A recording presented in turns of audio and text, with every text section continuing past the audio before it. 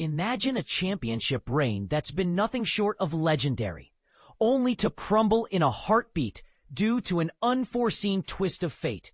That's the dramatic saga that unfolded at UFC 323, leaving fans and fighters alike reeling. But here's where it gets controversial.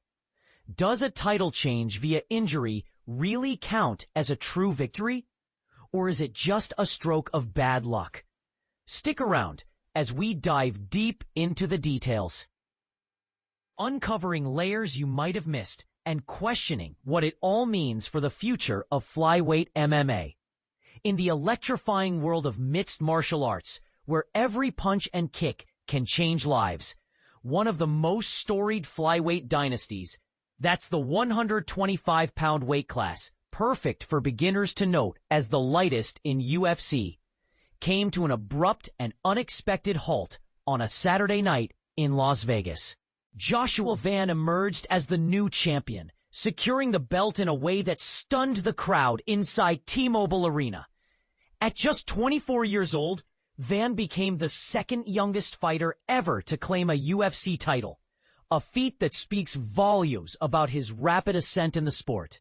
The co-main event of UFC 323 pitted Van, boasting a record of 16 wins and 2 losses, against the reigning champion Alexandre Pantoja, who was riding a wave of success with 30 victories and just 6 defeats. What was supposed to be a hard-fought battle turned into a blink-and-you-miss-it affair, ending in a technical knockout just 26 seconds into the first round. Pantoja threw a high right head kick, which Van skillfully caught, leading to an immediate takedown attempt. As Pantoja tumbled to the ground, he twisted awkwardly in mid-air and landed in a way that caused a severe injury to his left arm, bending it unnaturally beneath him. Van, ever the sportsman, expressed his mixed emotions afterward. "I had no idea what went down," he shared, reflecting on the moment. "He just froze, and I was gearing up for some ground and pound. But the referee noticed something was off. Pantoja is an absolute legend, and I never wanted the fight to end like this."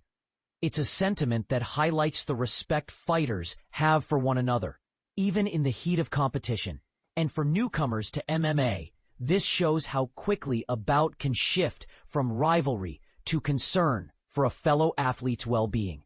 Pantoja, who had successfully defended his title 3 times prior, exited the octagon right away to get medical help. This marked his first defeat in over 5 years, a run that had him rubbing shoulders with the greats. For context, flyweight is a division where precision and endurance are key, and Pantoja's streak was putting him in the same conversation as all-time legends like Demetrius Johnson. He clinched the belt back in June 2023 with a split decision win over Brandon Moreno, proving his dominance through skillful striking and grappling. But let's shift the spotlight to Van, whose journey this year has been nothing short of inspirational. Starting 2025 as a talented yet unpolished contender, fresh off a knockout loss to Charles Johnson just 6 months earlier, he transformed into a force to be reckoned with. Hailing from Myanmar, but now training out of Houston, Van racked up victories against Ray Saruya, Bruno Silva, and Brandon Royval, culminating in this title opportunity. His clash with Royval was especially memorable, setting a UFC record with a combined 419 strikes thrown between them over 3 rounds. On top of that, Van is the youngest fighter to surpass 1,000 significant strikes landed in UFC history, a statistic that underscores his tireless work ethic and punching power. In a touching post-fight moment, Van passed the belt to his mother, saying, "I'm so grateful for this blessing. Now, people from Myanmar and beyond will recognize our place in the world." It's these personal touches that make MMA stories resonate, showing how the sport can uplift not just individuals, but entire communities. And this is the part most people miss. While Van's win is undoubtedly a triumph, it sparks debate about the legitimacy of injury-related titles. Was this a genuine championship conquest? Or does it diminish the victory because it wasn't earned through direct combat?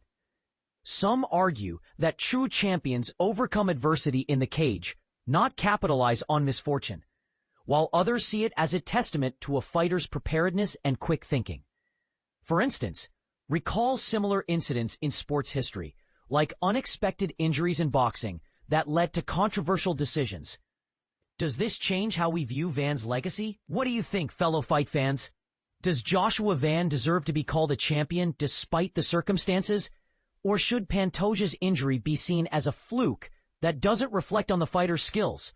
Share your thoughts in the comments below. Do you agree with the idea that luck plays too big a role in MMA, or is every win, no matter how it comes, a victory worth celebrating? Let's discuss and disentangle this further.